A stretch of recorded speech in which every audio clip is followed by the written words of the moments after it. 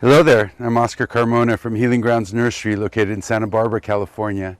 Today I'd like to talk to you about trimming cilantro. Because cilantro is harvested for both seeds and for plants, you need to have as a goal why you want the plant. If you want it for the leaves, then you want to keep it in a vegetative state by cutting or pinching off the flowering parts. Now this cilantro is fairly young, and I've got a little bit of an older plant here that I can use to demonstrate the exact place on the plant where you want to remove the plant, the leaf from. So the main question that is often asked with regard to trimming cilantro is, where on the plant do you make the cut?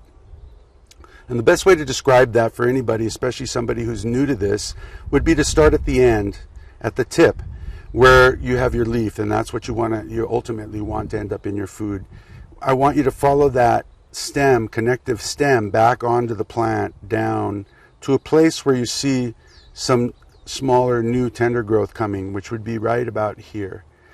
You could take the tips of your fingernails, the thumb and your forefinger in particular, and just pinch.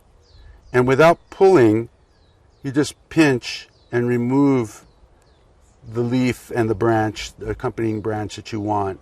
And at the same time, you are taking care to keep the plant in good shape so that it can continue to produce more wonderful cilantro leaves for you. I'm Oscar Carmona for Healing Grounds Biodynamic Nursery located in sunny Santa Barbara, California. Happy gardening.